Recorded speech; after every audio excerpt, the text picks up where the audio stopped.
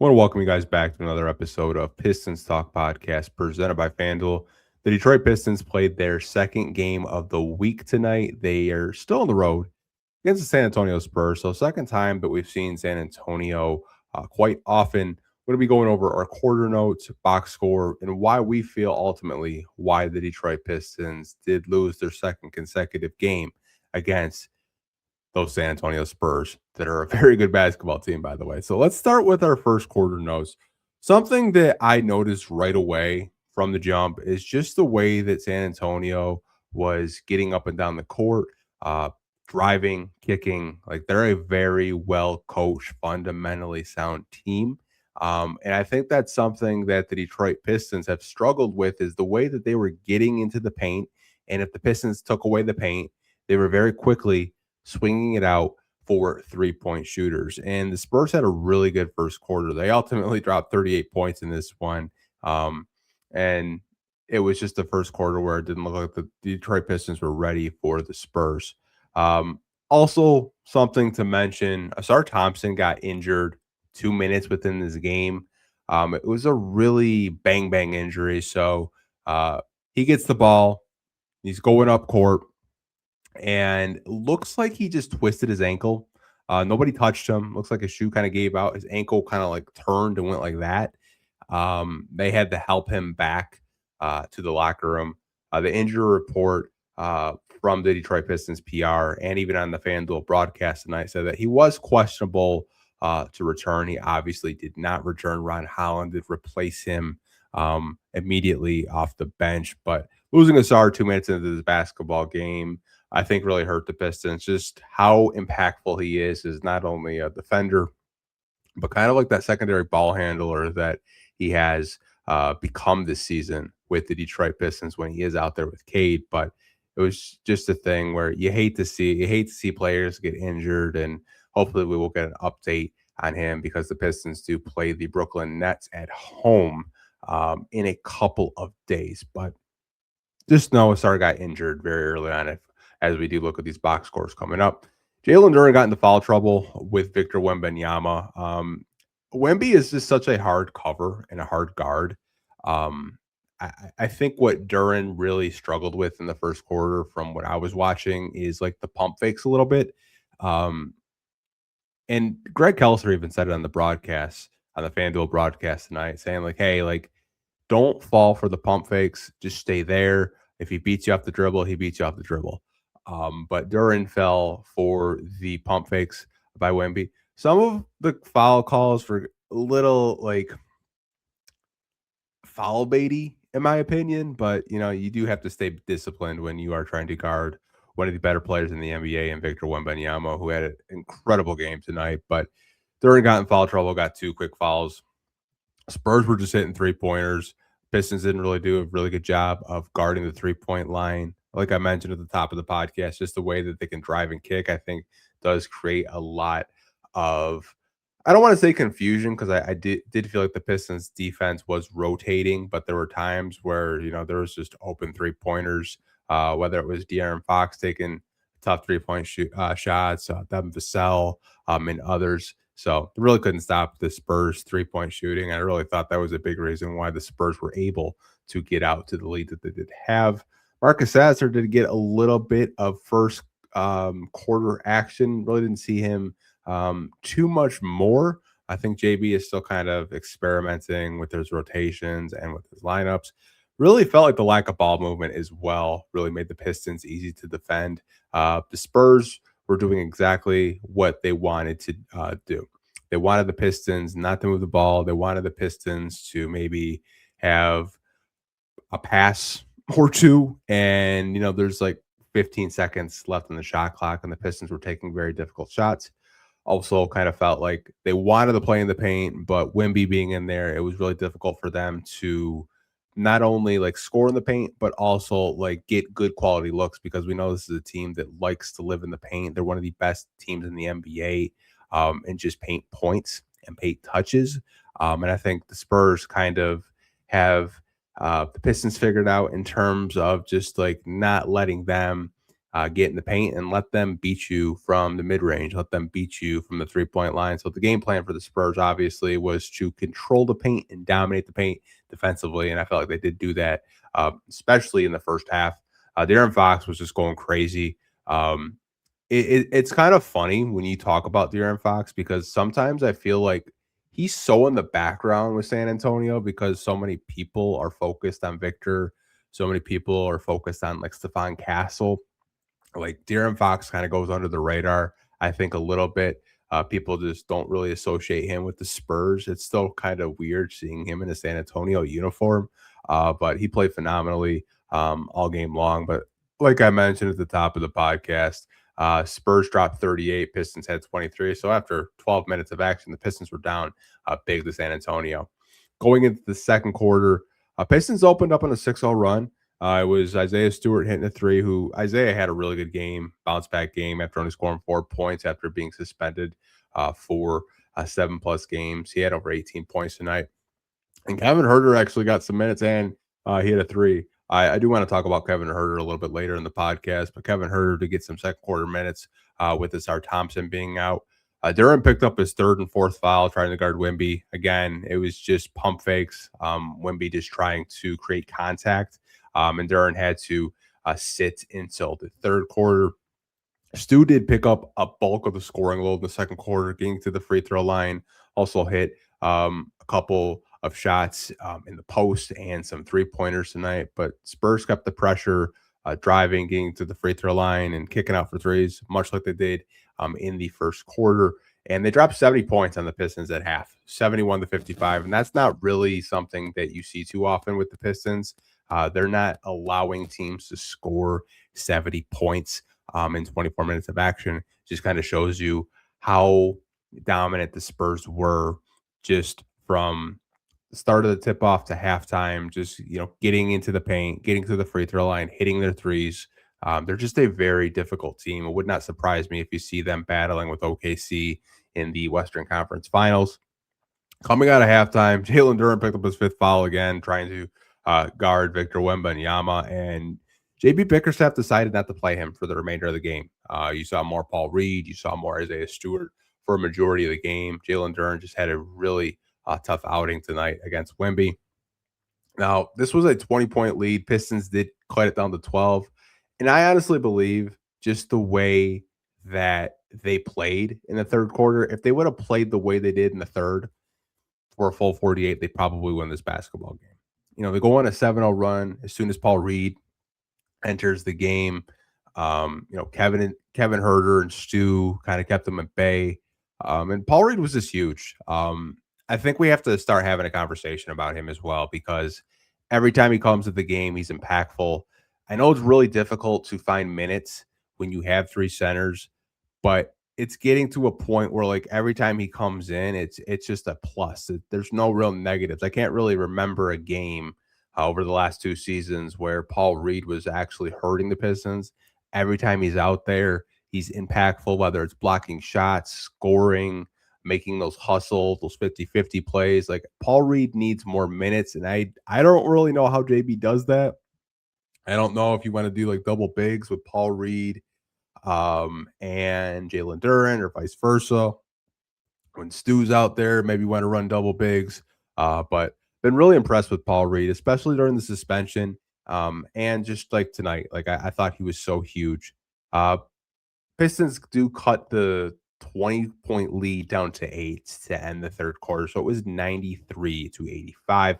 Going into the fourth, didn't really mention this, but one of the fouls that the Pistons did pick up, Ron Holland was guarding Victor Wembanyama. Victor kind of goes up for a pump fake shot and inadvertently pokes him in the eye. Injury report came out that, Ron wasn't going to come back, had a left eye injury. We don't really know what's going on with him. We'll probably get an injury report tomorrow with his status and Asar's status. But losing Asar and Ron was a very crazy outcome tonight for the Pistons. Felt like every time the Pistons got within, striking distance, they just really couldn't capitalize, whether it was a turnover, which they didn't really turn the ball over too much tonight, or whether it was just San Antonio hitting a three or just getting a timely basket when they needed. Pistons just really couldn't fight back. And it's hard when you give up 38 points in the first quarter. It's just an uphill battle. Like you have to have, solid 48 minutes to win in this league. You can't play 25 minutes and expect to win a basketball game. And San Antonio sweeps the season series against the Detroit Pistons, and they win tonight 121 to 106. And I had to look back because the Pistons haven't lost too many back-to-back games. So the last time the Detroit Pistons lost back-to-back games was December 26th against Utah. I'm sure you guys remember that game when they were in Utah. I want to say it was Keontae George, if memory serves, where he just hit a really tough basket. Pistons had an opportunity to tie the game and force it into overtime. Eventually, they didn't. And then the game on the 28th against the Clippers, they lost against Kawhi and James Harden and those guys. And that was the last time we saw the Detroit Pistons lose back-to-back games. Now, they have 2 games remaining,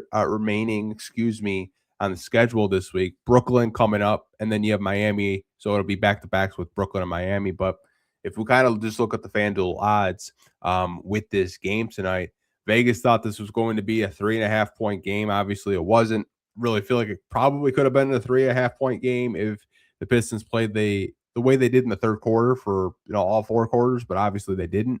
So you got to credit the Spurs to this one. I'm not really panicking with the Pistons. I do think there has been some slippage since the All-Star break in terms of just defensively. It's not the same attention to detail. It's not the same focus that we saw. And I don't know if that's his fatigue. I don't know if it's, we're playing better teams. The competition has been better. I feel like, Cleveland was a very good game. They were more healthy. They gave the Pistons some fits. The last game they lost. And then the Spurs are one of the better teams in the NBA. They're right up there with the Oklahoma City Thunder. And they're going to be a very tough outing come playoff time. But maybe it's just the Pistons are playing better competition. And I think this is a good opportunity for them to see how they stack up. And, Stu kind of had I thought, a really cool quote. I do want to read the quote, and then we'll kind of get into the box score because I think a lot of times we can dwell on the negative and we can kind of just like be a little bit down because we lost 2 in a row. But this is a quote from Stu.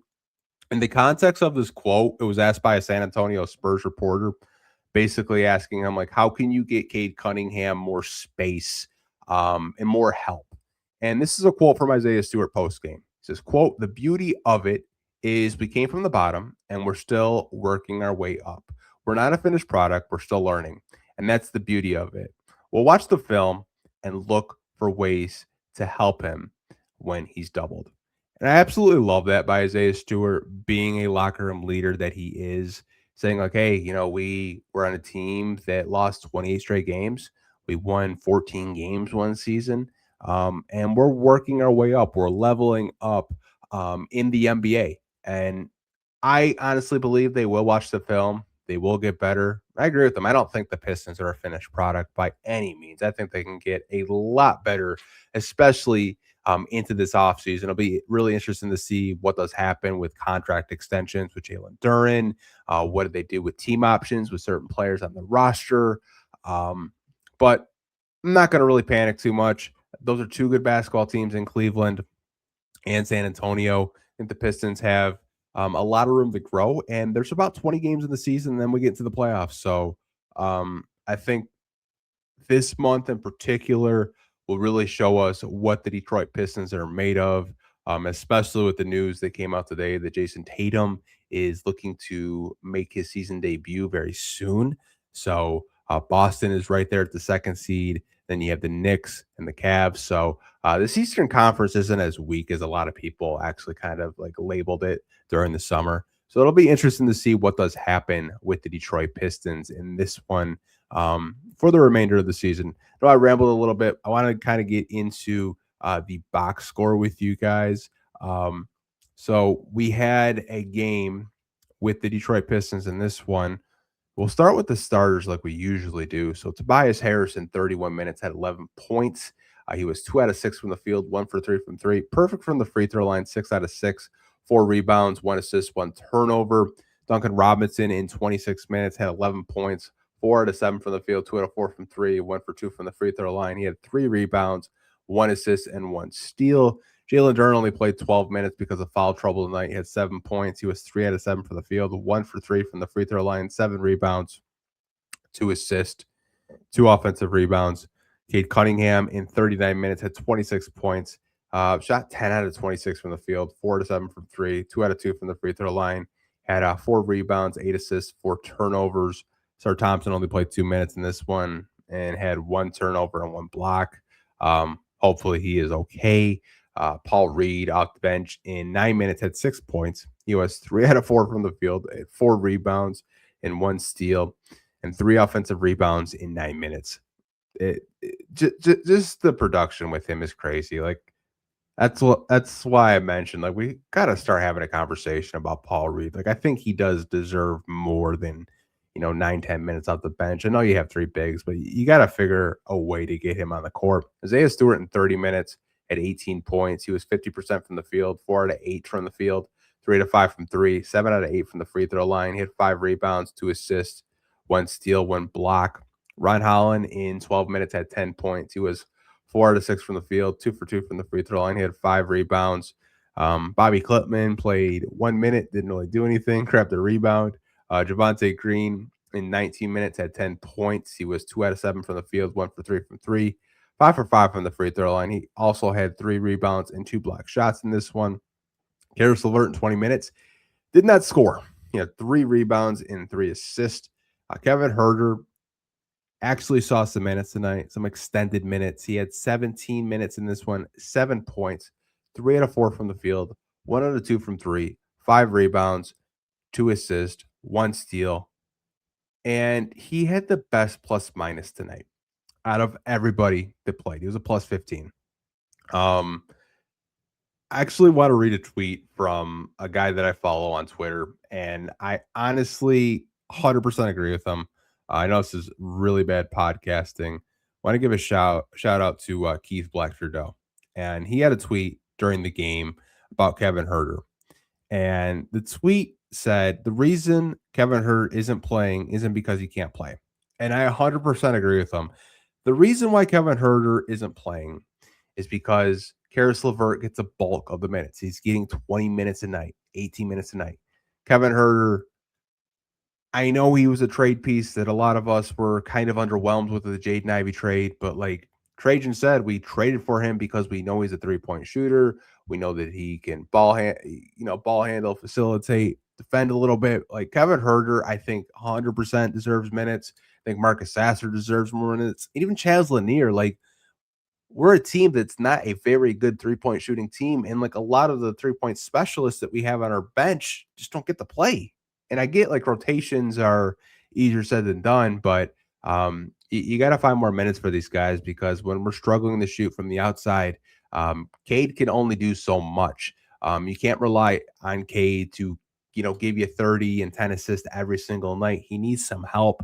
And I do think you do have some 3-point shooters on the bench that can spread the floor and make his life a little bit easier. Speaking of Marcus Sasser, he only got 7 minutes. He didn't score. He was 0 for 1 from the field. Chaz Lanier got 1 minute. He didn't do anything because it was garbage time. And Danish Jenkins, 15 minutes. He didn't score either. He was 0 for 6 from the field, 0 for 2 from three. Even missed both free throws, 1 assist, 1 turnover.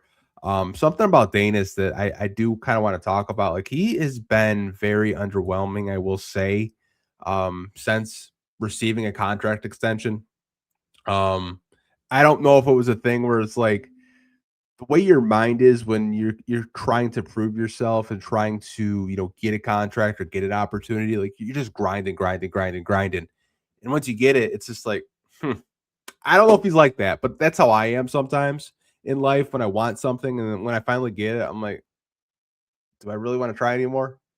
I know it's a really bad analogy, but that's just kind of like what I've seen out of him. I hope he can, put it together. I hope he can start contributing, being a backup point guard.